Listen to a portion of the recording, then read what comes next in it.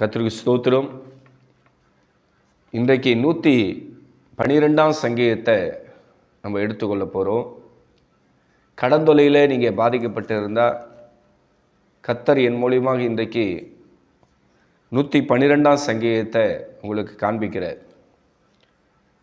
அந்த 112ஆம் சங்கீதத்தை நீங்கள் எடுத்து பார்த்தீங்கன்னா ஒன்றுலேருந்து மொத்தம் 10 வசனங்கள் வேதத்தில் இருக்கிறது.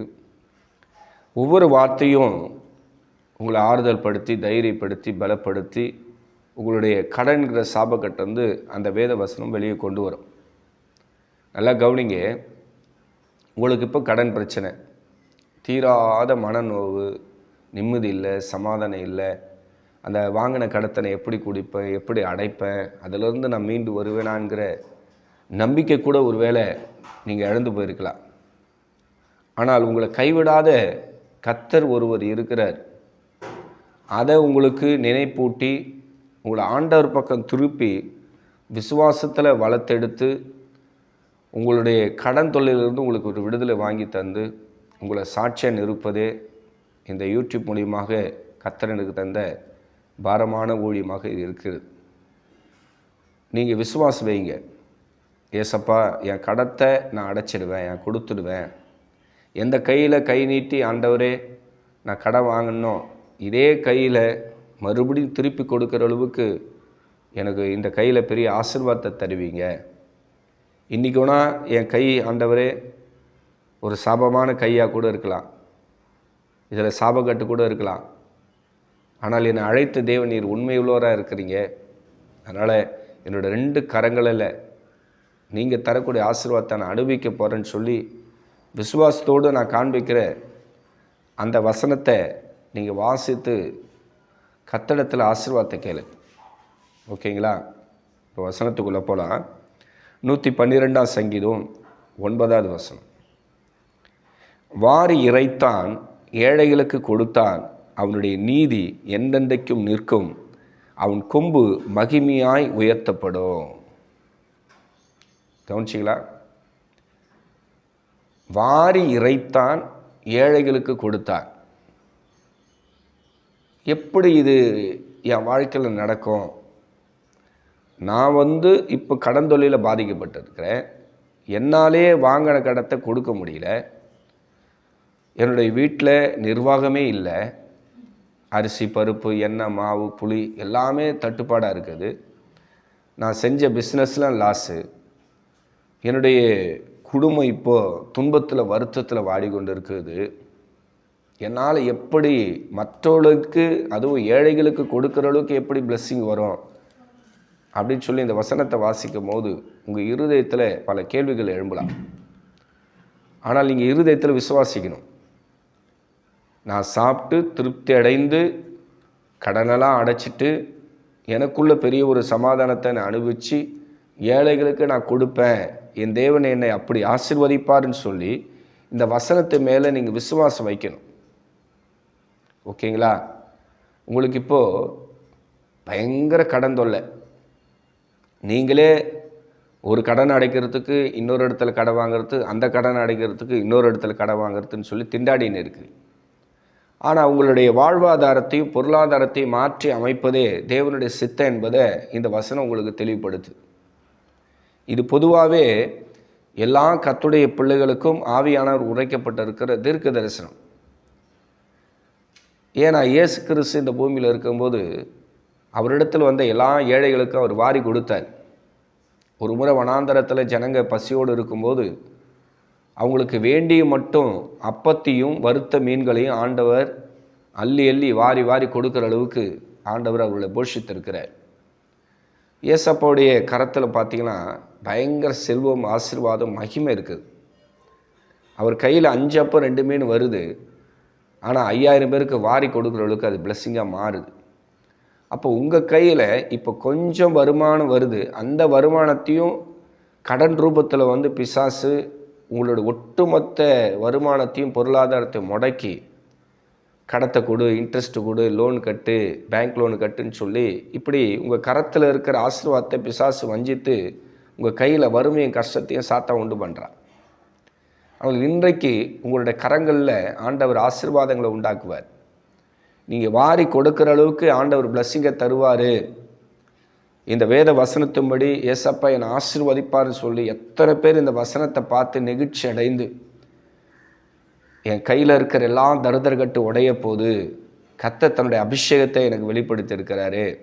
அவருடைய பிரசன்னத்தினால என்னுடைய கையின் பிரயாசங்களில் இருக்கிற எல்லா சாபகட்டு உடையன்னு சொல்லி இந்த தேவ செய்தியை பார்க்கிற என் அன்பு சகோதரனே, என் அன்பு சகோதரியே, உனக்குள்ளே இந்த முழு விசுவாசம் வருமானால் ஆவியானவர் இந்த வேத வசனத்தின்படி உங்களை ஆசீர்வதிப்பார். நீங்கள் சந்தேகப்படாதீங்க. ஐயோ, நான் வாங்கின கடத்தை கொடுக்க மாட்டேன், அடைக்க மாட்டேன், நான் அவமானப்பட்டு போயிட்டேன், வெக்கப்பட்டு போயிட்டேன், என் சொந்த ஊரில் என்னால் தலை காட்ட முடியல, என்னை யாருமே 10 பைசா கூட மதிக்க மாட்டுறாங்க, கடங்காரின்னு சொல்கிறாங்க, வீட்டை சுற்றி இவங்க கடன் வாங்கியிருக்கிறாங்க, வீட்டை கூட அடமானம் போட்டுட்டாங்க, இவங்க பிஸ்னஸ் லாஸ் ஆகிட்டாங்க, இந்த குடும்பம் அழிஞ்சிட போகுது, அவ்வளோதான், இவர் ஏதாவது பண்ணின்னு சாவ போகிறாருன்னு சொல்லி வீட்டை சுற்றி இருக்கிறவங்க பல்வேறு விதமாக உங்களை குறித்து பேசலாம். ஆனால் உங்களை அழைத்த தேவன் உங்களை கைவிட மாட்டார். ஓகேங்களா? இப்போ இருக்கிற சூழ்நிலையை பார்க்காதீங்க. இல்லை, என்னுடைய பொருளாதாரம் உயர்த்தப்படாது, நான் எந்த விதத்திலையும் ஆசீர்வதிக்கப்பட மாட்டேன்னு சொல்லி நீங்கள் ஏதோ ஒரு தவறான முடிவு கூட எடுத்துட்டுக்கலாம்.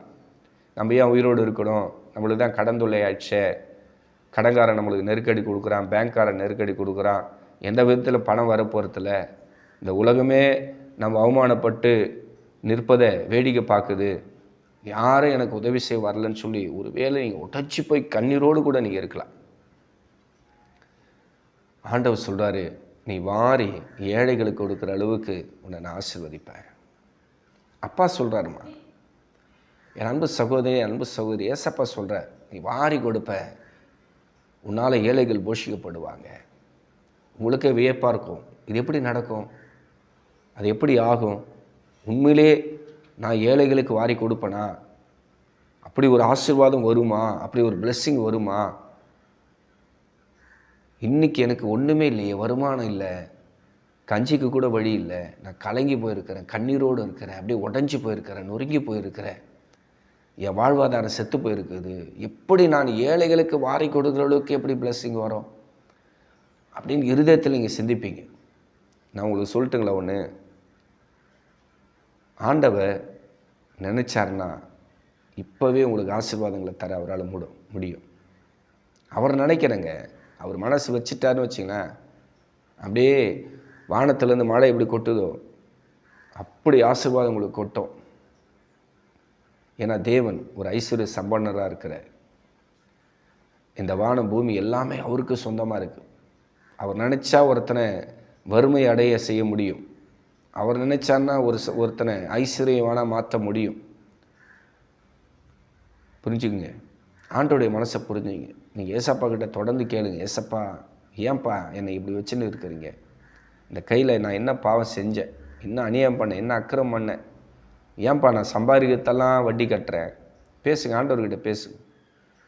நான் உங்கள் பிள்ளை ஆண்டவரே, உங்கள் மக ஆண்டவரே, நீங்கள் எங்கள் ஆண்டவருடைய அப்பா. ஆண்டவரே, நான் உழைச்சி சம்பாதிக்கிறதெல்லாம் இன்ட்ரெஸ்ட் கட்டுறேனே, வட்டி கட்டுறேன்ப்பா, என்னால் முடியல ஆண்டவரே, என் வாழ்வாதாரமே போச்சப்பா, என் பொருளாதாரம் முடங்கி போயிருக்குது, நான் என்ன செய்கிறது, என்னால் என் குடும்பம் பாதிக்கப்பட்டு, என் பிள்ளைங்க, என் மனைவி ஆண்டவரை பாதிக்கப்பட்டு இருக்கிறாங்க, அவங்க முன்னாடி நான் நில குலைஞ்சி போயிருக்கிறேன், என் சொந்தக்காரருக்கு முன்னாடி நில குலைஞ்சி போயிட்டேன், என்னால் இதுக்கு மேலே ஆண்டவர் தாங்க முடியாதப்பா, எனக்கு ஏதாவது ஒரு வழி காட்டுங்க, அந்த கடத்தை அடைக்கிறதுக்கு எனக்கு ஒரு பிளெஸ்ஸிங்கை தாங்கன்னு சொல்லி நீங்கள் வாயை திறந்து ஆண்டவர்கிட்ட கேளுங்க. ஆண்டவர் கொடுக்காம மறுக்கவே மாட்டார். நீங்கள் விட்ட கண்ணீருக்கெல்லாம் ஆண்டவர் பலன் தருவார். உங்களுக்கு எவ்வளோ பிரச்சனை இப்போது சொல்லுங்க. வீட்டில் நிம்மதியாக இருக்க முடியுதா உங்களால்? முடியல. நிம்மதியாக தூங்க முடியுதா? தூங்க முடியல. பகலில் எப்படி இருக்கிறீங்க? அப்படியே ஒரு மனநோயாளி போல் கடத்தை குறித்து அப்படியே பயந்துக்கின்னு நடுங்கின்னு இருக்கிறீங்க. 24 மணி நேரம் கடனை குறித்தே உங்கள் மைண்டில் அந்த சிந்தனை ஓடினே இருக்குது. இந்த வாரம் யாராருக்கு கடன் கொடுக்கணும், இன்றைக்கி யாராருக்கு கடன் கொடுக்கணும், அடுத்த மாதம் எந்தெந்த கடத்தை கொடுக்கணும் அப்படின்னு சொல்லி சிந்திக்கிறீங்க. வருமானத்தை ஒரு பக்கம் யோசிக்கிறீங்க. வர வருமானம் கொஞ்சமாக இருக்குது, இங்கேருந்து வெளியே போக வேண்டிய பொருளாதாரம் அதிகமாக தேவைப்படுது. எங்கேருந்து பணம் வரும் யார் கொடுப்பா, யார் உதவி செய்வா? வாய்ப்பே கிடையாது. நான் ஆசீர்வதிக்கப்பட எந்த விதத்தில் வாய்ப்பில்லை நீங்கள் நினைப்பீங்க. ஆனால் வசனம் சொல்லுது, நீ வாரி ஏழைகளுக்கு கொடுப்ப. கவனிச்சிங்களா? வாரி ஏழைகளுக்கு கொடுப்பீங்க. உங்கள் நீதி என்னென்னைக்கும் நிற்கும், உங்கள் கொம்பு மகிமையாய் விளங்கும் அப்படின்னு ஆண்டவர் சொல்கிறார். ஓகேங்களா? அடுத்த ஒரு வசனத்துக்குள்ளே போகலாம். அதே 112ஆம் சங்கீதம் 3வது வசனம். ஆஸ்தியும் ஐஸ்வர்யமும் அவன் வீட்டில் இருக்கும், அவனுடைய நீதி என்றென்னைக்கும் நிற்கும். கவனிச்சிங்களா? ஆஸ்தியும் ஐஸ்வர்யமும் அவன் வீட்டில் இருக்கும். யார் வீட்டில்? உங்கள் வீட்டில் தான். ஆஸ்தியும் இருக்குமா, ஐஸ்வர்யமும் இருக்குமா? ஆண்டவருடைய வார்த்தை ஒன்றும் பொய்யாவாதுங்க. உங்கள் வீட்டில் தரித்திரம் இருக்கும், கஷ்டம் இருக்கும், கண்ணீர் இருக்கும், வேதனை இருக்கும், போராட்டம் இருக்குன்னு ஆண்டவர் சொல்லலை. ஆஸ்தியும் ஐஸ்வர்யம் உங்கள் வீட்டில் இருக்கும், உங்கள் நீதி என்னென்னைக்கும் நிற்கும். என்றைக்கும் நீங்கள் ஒரு நீதிமான்கள் என்ற பேரோடு தான் உங்கள் சொந்த ஊரில் நீங்கள் வாழ்வீங்க. ஓகேங்களா? மன தைரியத்தை விடாதீங்க. உங்கள் வீட்டில் உங்களுக்குள்ளே எவ்வளோ பிரச்சனைகள் போயின்னு இருந்தாலும் கர்த்தர் என்னை ஆசீர்வதிப்பார்னு விசுவாசம் உங்களுக்குள்ளே இருந்தால் தான் நீங்கள் உயர்த்தப்பட முடியும். ஆண்டவர் என்னை ஆசீர்வதிப்பார்ன்ற விசுவாசம் உங்களுக்கு வரலை அப்படின்னா உண்மையிலே உங்கள் வாழ்க்கை மாறாது. இன்றைக்கி உங்கள் வாழ்க்கை சந்தோஷமாகணுன்னா கர்த்தர் என்னை ஆசீர்வதிப்பார்னு உங்களுக்குள்ளே விசுவாசம் வரணும். ஆண்டவர் பாருங்கள், ஆஸ்தியும் ஐஸ்வர்யமும் உங்கள் வீட்டில் வைப்பேன்ற. ஆனால் இப்போ உங்கள் வீட்டில் என்ன இருக்குது? வறுமை, கஷ்டம் இருக்குது. உண்மையாக போய்ங்களா?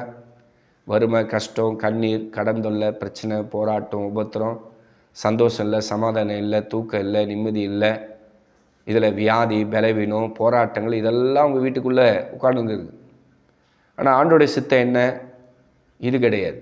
ஆண்டோடைய சித்தத்தை தாவீது எடுத்து எழுதுகிறாரு. ஆஸ்தியும் ஐஸ்வர்யமும் அந்த நீதிமானுடைய வீட்டில் இருக்கும், அவன் என்றைக்கும் நீதிமானாக விளங்குவான் அப்படின்னு தான் ஆண்டவர் தாவீதை கொண்டு உங்களை வாழ்த்துற. அதனால் வசனத்தை வச்சு நீங்கள் ஜெபம் பண்ணுங்க.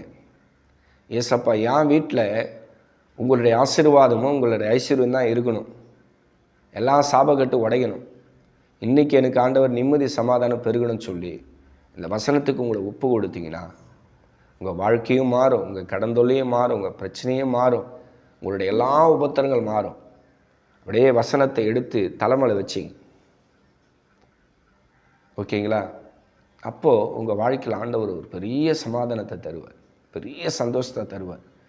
இவ்வளோ கடன் தொல்லையிலையும் இவ்வளோ பிரச்சனையிலையும் என் பிள்ளை வசனத்தை தலைமையில் வச்சுன்னு இருக்கிறாளே அப்படின்னு சொல்லி என் அன்பு சகோதரியே, அப்பா உன்னை பார்த்து சந்தோஷப்படுவாரம்மா.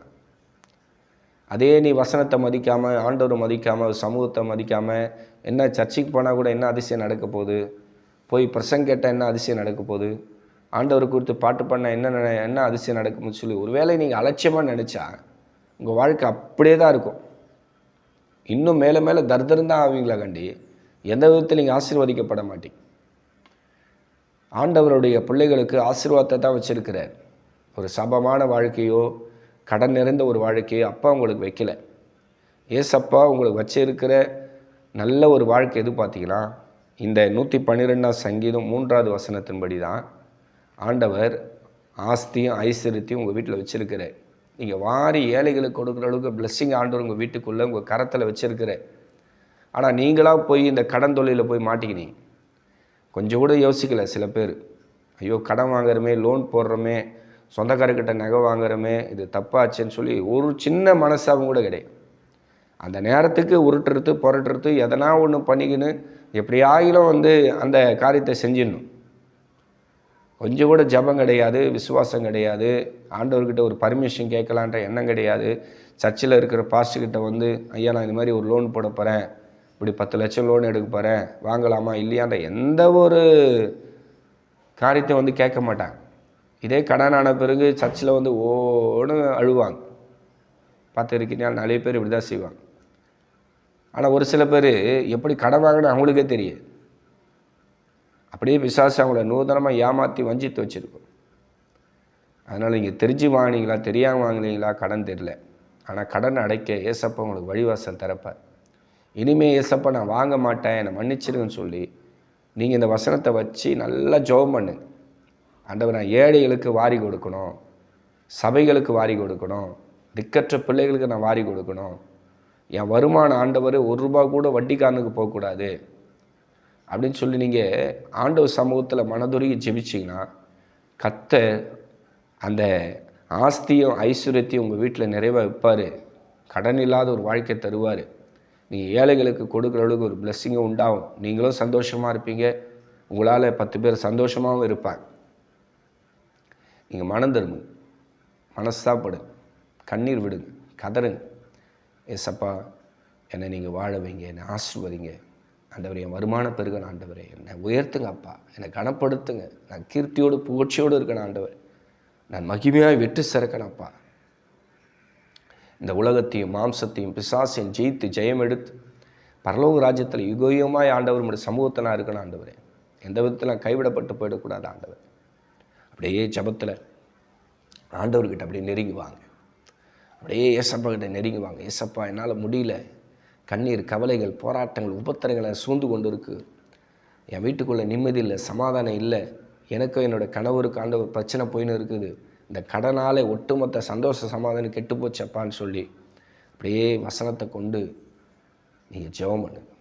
2 வசனம் தான் கர்த்தர் இன்றைக்கி உங்களுக்கு தந்திருக்கிறேன்.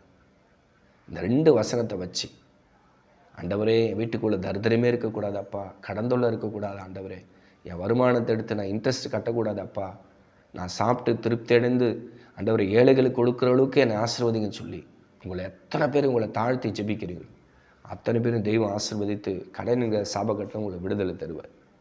நீங்கள் ரொம்ப பிளெஸ்ஸிங்காக இருப்பீங்க, ரொம்ப ரொம்ப நல்லா இருப்பீங்க.